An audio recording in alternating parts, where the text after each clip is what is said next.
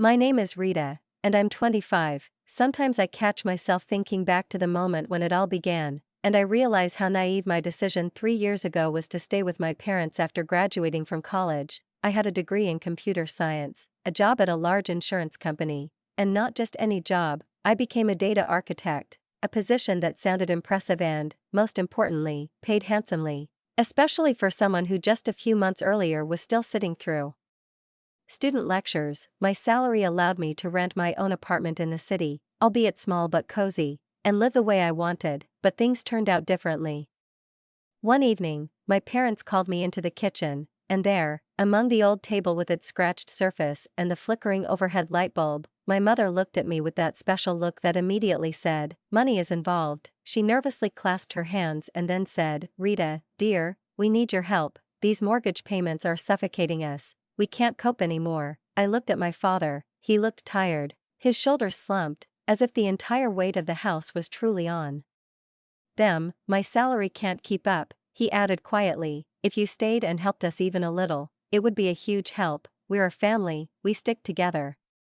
And then they asked me to pay $1,000 a month for the mortgage. To me, it sounded perfectly reasonable. I could save on rent, help my parents, and still have a familiar environment. My mother immediately began describing how it would all work out. "You'll come home every night to a hot dinner. You won't have to waste your energy cooking. We'll cover the utilities ourselves. I'll do the cleaning. And you'll just be able to focus on work and help out with your sisters sometimes." I listened and nodded, and even though I knew I was losing some of my freedom, the thought lingered inside me: this is family, and it's only right to help those who once helped you.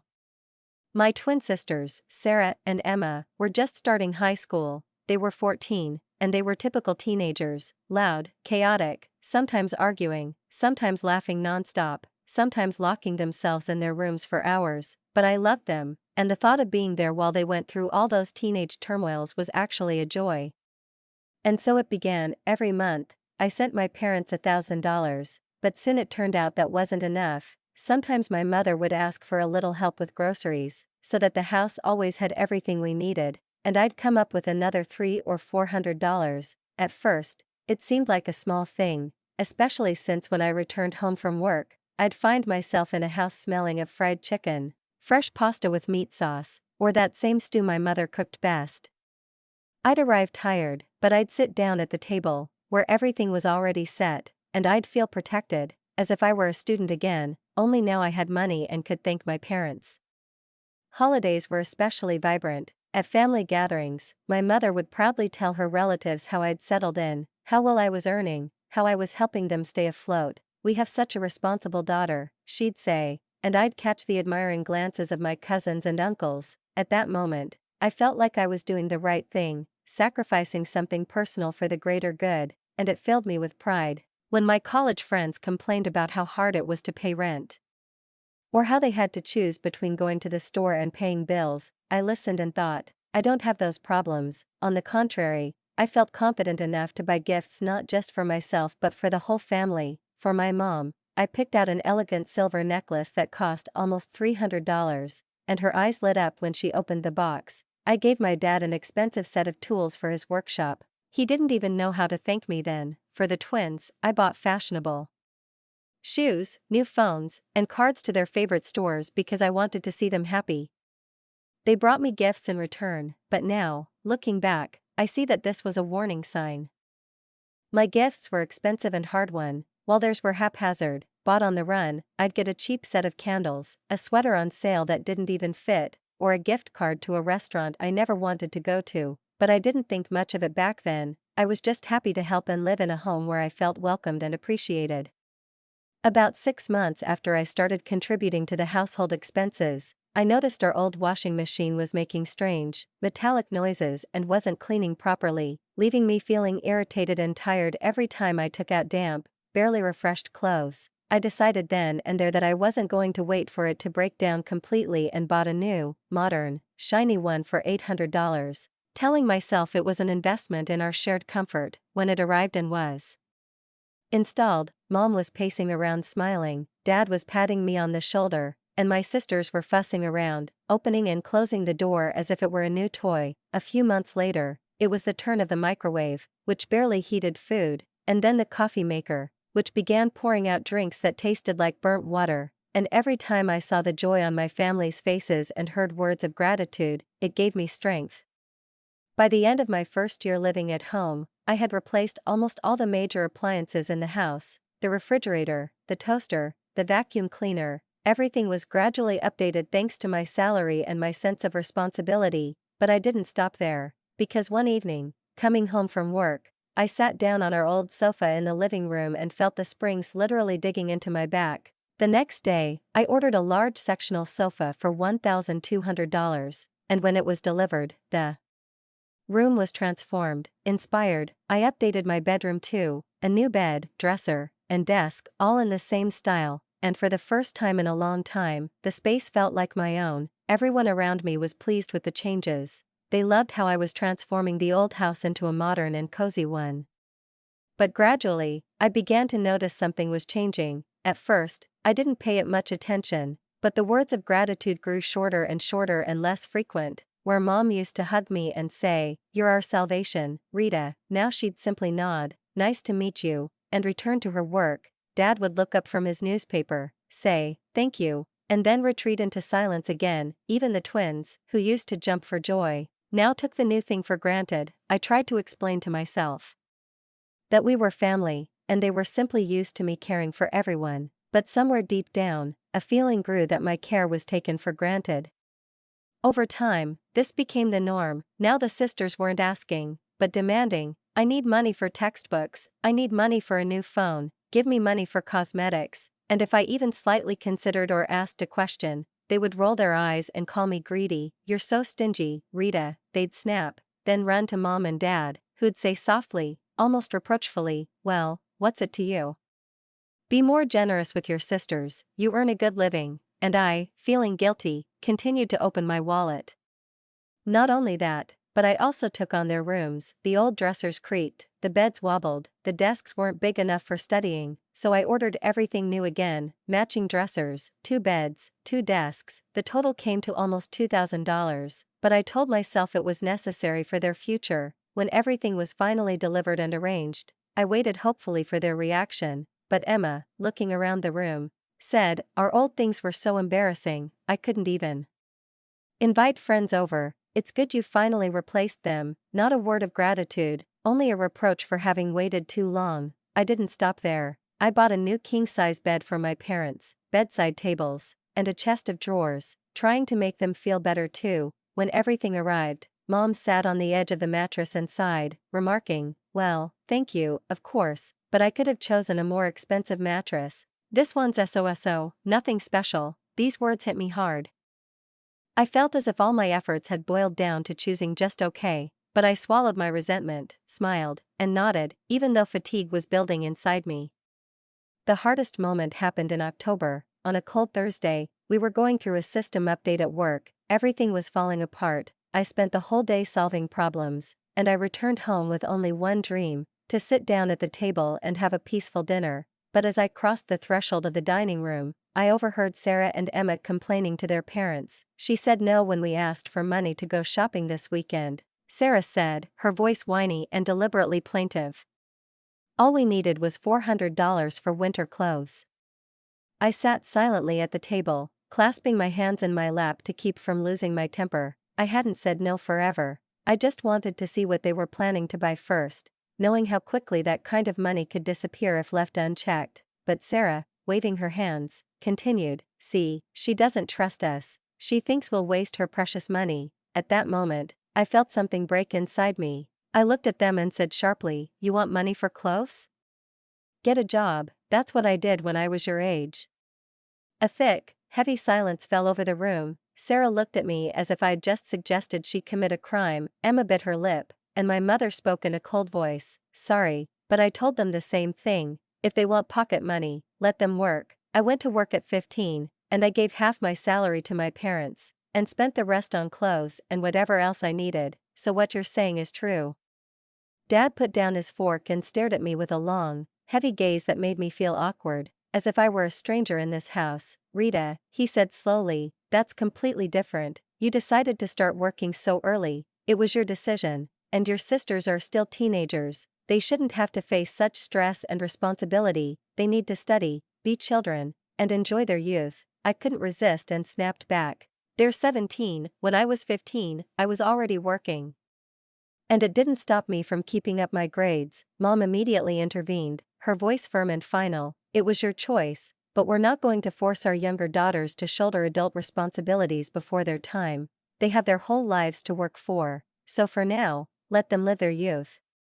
After that, such silence reigned at the table that you could hear the clock on the wall ticking away every second. No one looked at me, no one said a word. I chewed my dinner, trying to finish as quickly as possible, and went up to my room, deciding I didn't want to see their faces again that evening. Everything had changed since that dinner. The house seemed to have grown colder, and not because it was October outside. My parents and sisters talked among themselves, but they avoided me.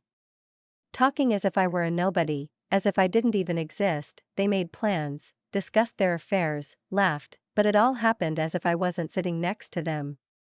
I learned to respond in kind. I left for work, came back, sat down to dinner in silence, and went back up to my room. If they wanted to play at silent resentment, so be it. I no longer intended to chase after their attention. This went on for about 3 weeks, and gradually I even got used to this icy silence in which I existed apart from my own family.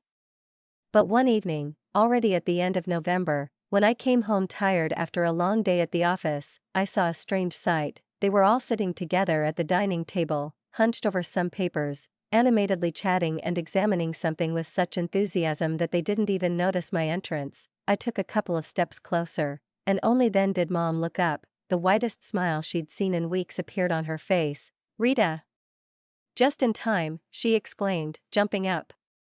She held a brightly colored travel brochure in her hands, which she hastily thrust at me. I unfolded it and saw shiny photographs of tropical beaches, palm trees, sparkling pools, and advertisements for Hawaiian tours. "Look," Mom said excitedly, practically jumping up and down, "we need to book tickets and hotel rooms right now. If we don't do it quickly, only the most expensive options will be left. Christmas in Hawaii will be absolutely amazing."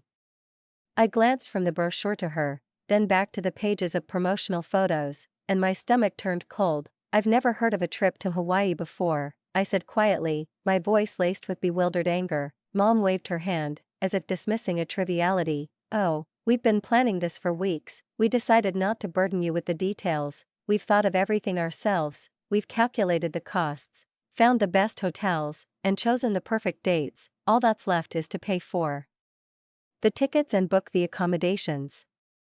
Dad looked up from the papers he'd spread out in front of him and said in a calm, almost businesslike tone, as if discussing the weather forecast, "It'll cost about $13,000 for 5 of us. That includes flights, a hotel for a week, and pocket money." I froze, staring at them. All 4 of them sat across from me, their eyes filled with unmistakable anticipation. They looked at me as if expecting me to nod and say the usual "of course," then immediately pull out my credit card, but instead, I slowly, almost syllable by syllable, said, "You're crazy. I'm not going to give you $13,000 for a vacation."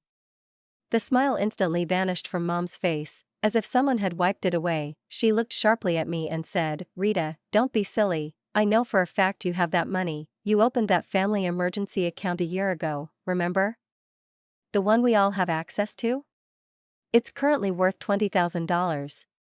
My stomach sank, as if someone had suddenly squeezed my heart with an icy hand, because Mom was, unfortunately, right. I had indeed opened that account so that the family would always have a way to cope with unexpected difficulties. Should I suddenly be absent, should something emergency occur and money needed to be transferred immediately, but I didn't set it up to fund someone's dreams of palm trees and beaches. "That money isn't for a vacation," I said firmly, looking straight at Mom. "It's an emergency account, and it's not to be touched unless something truly urgent happens. Remember how the sewer line burst 6 months ago and we had to pay $5,000 in emergency repairs? That's what it's for." Dad suddenly slammed his palm on the table, sending the brightly illustrated brochures bouncing and falling to the floor. His voice was sharp, almost irritated. "We all need this vacation, Rita. We worked, the girls studied, we deserve a break, and you can always earn more. You know you're the best at it. I glanced at their faces and felt a wave of alienation wash over me again. Mom sat with her arms crossed over her chest, her lips pressed into a thin line, and there wasn't a shred of warmth in her gaze. Dad looked irritated, as if the very fact that I didn't agree right away called his authority into question. Sarah and Emma sat there, pouting, their eyes full of disappointment, as if I were depriving them of some right, as if I were an enemy standing in the way of their happiness. I took a deep breath to keep my voice from shaking and repeated slowly, so that every word would sink in, "I'm not going to pay $13,000 for your Hawaiian vacation. Find another way, or choose something more affordable, but I won't pay." And without waiting for their answer, I abruptly rose from the table, turned around, and walked to my room, feeling my chest churning with resentment and anger. I didn't even touch my dinner, because inside I had only one desire: to run away, to hide away from those stares, from those expectations, from this pressure that had nothing to do with love.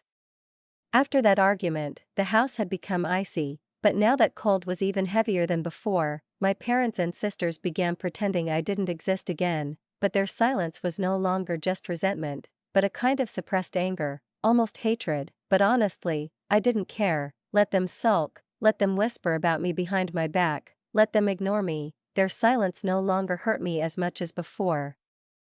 What really stuck in my head was the very thought of how they'd planned it all behind my back, counting on my money, without even asking if I wanted to go with them, whether I could afford it, without considering for a second that I, too, had my own goals and my own life. They simply assumed I was their bank account on legs, that my efforts, my work, my savings belonged to everyone but me.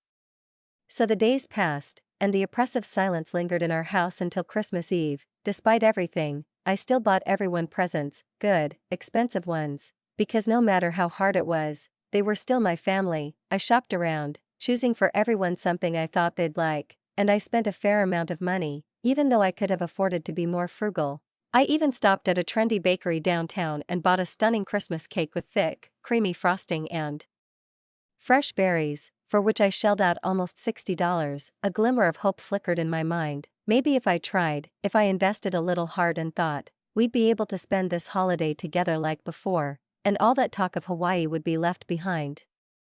When I walked into the house that evening, clutching heavy bags, I was amazed at how warmly I was greeted. Mom smiled at me as if nothing had happened and said, "Rita, you're home. Perfect time for Christmas dinner." Sarah and Emma stood up, greeted me, and looked happy to see me. Even Dad, who was sitting there with the newspaper, looked up and asked how my workday had been, as if the last weeks of tense silence had never happened. It was strange, almost frightening, but at the same time, I felt relieved. Maybe they'd finally realized their vacation plans were unrealistic and decided to put it all behind them.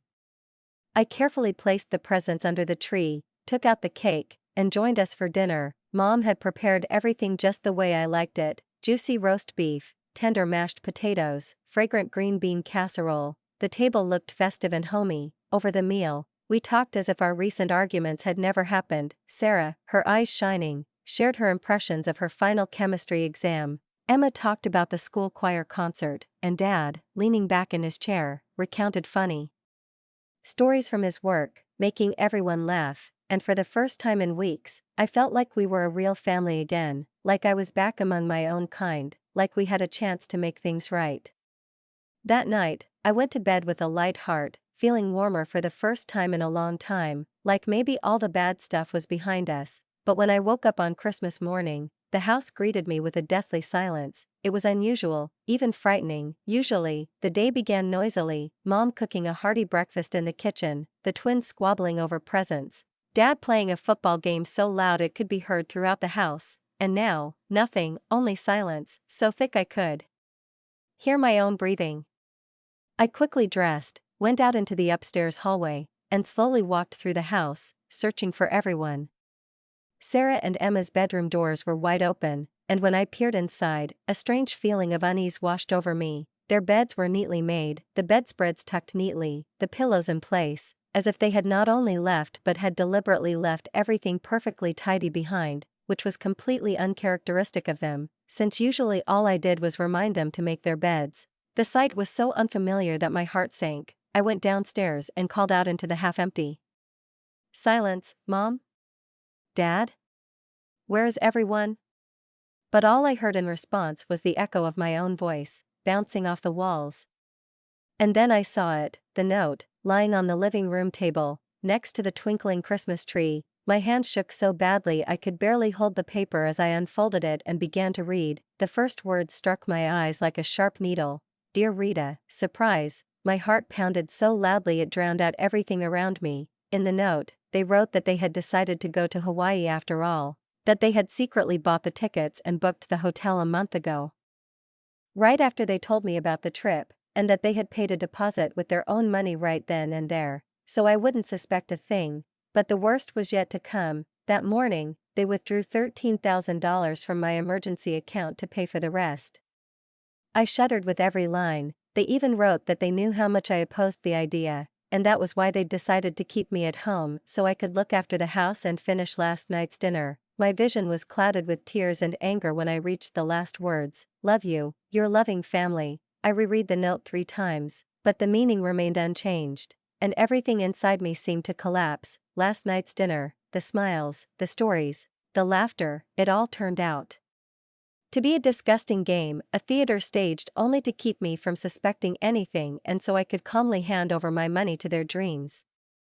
I felt the rage rising inside me, turning my blood to boiling water, and my whole body shook with anger. Not only had they stolen my savings, but they'd also left me here, in an empty house, as if I were a housekeeper or a nanny, charged with keeping order while they vacationed on sunny beaches. Loving family, a bitter mockery, a mocking ending to their treacherous note. I wanted to break down, call them right at the airport, and scream so loudly that each of them would feel how crushed, humiliated, and betrayed I was. I wanted to say everything that had been pent up in my soul, every grievance, every moment when they took me for granted.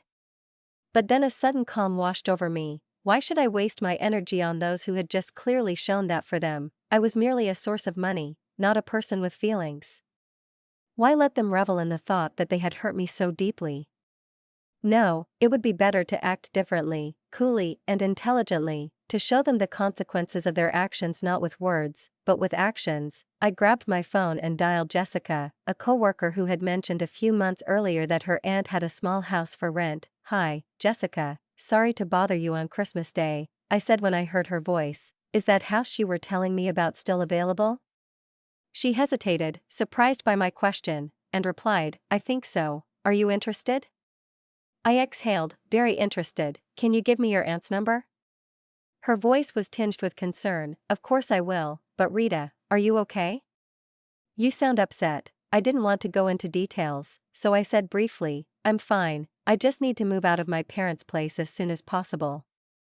She gave me a number, and I dialed it immediately. On the other end of the line, a surprised female voice sounded a little sleepy, considering it was Christmas, but upon hearing that I was a potential tenant, the landlady quickly perked up. She explained that the house was small but in good condition, in a quiet neighborhood, with 2 bedrooms, a bathroom, and a spacious living room, unfurnished. Is that okay? She asked. Perfect, I replied, I have my own. We arranged to meet that same day.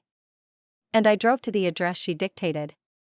When I saw the house, my heart sank. Small, neat, with white shutters and a tiny garden in front, it felt like a sanctuary where I could finally feel free. The landlady showed me the rooms, small but bright, and I immediately knew, this was exactly what I needed. When would you like to move in? She asked. Tomorrow, if possible, I replied without hesitation. Her eyes widened in surprise, but she smiled. Well, if you can leave a deposit today, I guess that won't be a problem. I wrote a check right there, the deposit and the first month's rent. My money was in her hands, and in mine were the keys to my new home and the first sips of freedom I'd longed for. Welcome to your new home, she said with a smile, and those words resonated with me more than any Christmas carol. Returning to my parents' house, for the first time in a long time I felt light, free, and calm. The thought was already brewing within me that now I could teach them a lesson they would never forget. The next day, December 26th, I woke up with a heavy but determined feeling inside. And as soon as the sun rose above the horizon, I dialed the moving company, my voice firm, though my heart pounded with a mixture of excitement and pride. I told the dispatcher that I needed everything moved today, that I was willing to pay extra for the rush job, as long as it was done immediately. The person on the other end of the line didn't ask any unnecessary questions, because money, as I noted with icy certainty, wasn't a problem for me. I had plenty left in my personal accounts, and I knew perfectly well that from now on I would save much more, no longer spending every paycheck supporting an ungrateful family who hadn't even seen fit to leave me a simple word of encouragement. When the movers arrived, I met them at the door and immediately showed them around the house, tablet in hand, containing neat lists of everything that belonged to me and only me. The new washing machine I'd bought less than a year ago gleamed in the laundry room, the dishwasher gleamed in the kitchen, the microwave, the coffee maker, every little thing was my property, documented by receipts I carefully kept in a neat folder in my room, as if anticipating the day would come when this evidence would prove a weapon. Every item, every purchase, every device I'd brought into this house over the past 3 years was documented, and now I felt the satisfaction of knowing my foresight was becoming my shield. I calmly, almost coldly, directed the movers, "Take the sectional sofa and that coffee table, the dining room chairs, too, all 6 of them." They nodded silently and carefully carried the furniture out, and I went upstairs, where the same thing awaited me in Sarah and Emma's rooms. "These beds, both dressers, and the desk, they're all mine, too," I said, pointing to the items I'd once happily bought for them. Trying to give the girls a cozy and beautiful space, I repeated the process in my parents' bedroom, and the movers lifted the bulky items without surprise. The king-size bed I'd bought just 6 months earlier, the nightstands, the dresser set, all of it went into the truck without hesitation, as if I were ripping out the heart of this house I'd brought into it. When I returned downstairs, the living room already seemed strangely empty. No plush chairs, no updated pieces, just the old, worn things they had before I started updating everything. The kitchen looked even more empty spaces where the shiny appliances I'd bought used to be, creating a sense of abandonment. But the sweetest moment of the day was when I took down the massive 65-inch smart TV from the wall and took it home with me, the one I'd happily dragged into the house just 2 months ago, spending almost $2,000. I remembered the way their eyes had lit up when I'd brought it in, how Dad had enthusiastically spent entire weekends tuning into sports channels and streaming services, and I chuckled, imagining them coming back and seeing that empty space on the wall. Of course, I took all the furniture from my room, the bed, the dresser, the desk, the bookshelf, even the rug I'd bought specifically to make the room warmer and cozier. By the time the movers were done, the house looked like a thief had walked through it, and in a way, that was true, because I was the thief, only I wasn't taking someone else's things, but what had always rightfully been mine. I drove to my new house, where I spent the rest of the day explaining to the movers where to put everything, how to rotate the sofa, how to position the dresser, the best place to hang the TV. Everything fit amazingly well into the new space. The sectional sofa looked perfect in the living room, and the TV occupied a central spot on the main wall, as if the house had been waiting for these very things to come to life. That evening, I sat on my couch, a box of Chinese takeout on my lap, watching Netflix on the huge screen, and for the first time in months, I felt my body relax completely, utterly. A week passed, and in that entire time, my family hadn't called me once, not a single message, not even a brief Christmas greeting, as if I'd vanished from their sight, ceased to exist except for one thing, a source of money they could use for their own ends. But I knew that very soon everything would change, and change so much that they would no longer be able to pretend I was a nobody. That week, I only glanced at my mom's Facebook page once, out of curiosity, and saw a whole gallery of photos from Hawaii, beaming smiles on the beach, expensive restaurants, pools sipping cocktails, golden skin gleaming in the sun. It all looked like a postcard from someone else's life, but it was the caption to one of the photos that made me laugh out loud, such a dry, bitter laugh that even I felt creeped out. Under the photo of them all sitting together, glasses in hand, my mother wrote, "My beloved family is here, only the most important people in my life." Only the most important people, right? The very ones who turned out to be so important that they, without blinking an eye, cleared out my bank account of $13,000, forgetting that I, the one and only, had carried their lives for 3 years straight, paying the bills, buying furniture, and making their home cozy. I took a screenshot of this post and saved it, because a voice was already speaking inside me, quiet but confident. One day I'll want to remind them of these words. The 1st of January arrived, and I'd known since morning that my family was expected back that day. and this knowledge strangely gave me a sense of ease, ready for any move, any word, any storm they might unleash on me. I spent the morning calmly and deliberately, tidying up my new home, moving furniture around and setting up a home office in the second bedroom, carefully arranging the bookshelves and positioning the lamp so that the light fell softly and comfortably. And I caught myself thinking that for the first time in many years, I was doing all this just for myself, and not for anyone else. I enjoyed the silence, the even breathing of the house that was now mine alone, and felt how every minute of solitude became a gift, not a punishment. Around noon, my phone rang, and seeing Mom's number on the screen, I unhesitatingly let it go to voicemail. A few minutes later, Dad called, and then voicemail again, then Sarah, then Emma, and then Mom again, and I ignored them all as if they were strangers who'd dialed the wrong number. I settled into the couch and continued watching the movie on the big TV, enjoying the fact that I no longer had to respond to anything. By mid-afternoon, the calls stopped, and then the text started. The first was from Mom. "Rita, where are you? We're home, and the house is empty. Where is all the furniture?" Then Dad, "Call us immediately, we need to talk about what happened to our things." Sarah wrote, "Rita, where is my bed? Where is everything?" And Emma added, "Mom is panicking, call us right now." The messages poured in, one after another, and as the day wore on, their tone became increasingly hysterical. Soon, a long message from Mom arrived, full of threats. She was going to call the police and report me for theft. I couldn't help but laugh, loud, nervous, but relieved. Go ahead, call the police, I thought. I'll be happy to show them the folder with the receipts. By evening, the messages changed tone. Instead of threats, I saw cautious, almost pleading words on the screen. "Rita, dear, I think there's been a misunderstanding. We really need to talk. Please call me back." And then I decided it was time to end this game and put everything in its place. I dialed my mother's number, and she answered immediately, as if she'd been sitting with the phone in her hands, waiting for this call. Her voice was trembling, breaking into high notes. "Rita, thank God. Where are you? What happened to the house? We came back, and it's empty. We're sitting on air mattresses." I took a breath and said calmly, even coldly, "I moved out. I took everything that belongs to me, the furniture, the appliances, the things I bought with my money." On the other end, she cried desperately, "Your furniture? It's our family furniture. You can't just take everything." "I can," I replied firmly, "and I did. I have receipts for every single thing, every single one, and I'm ready to show them to a judge."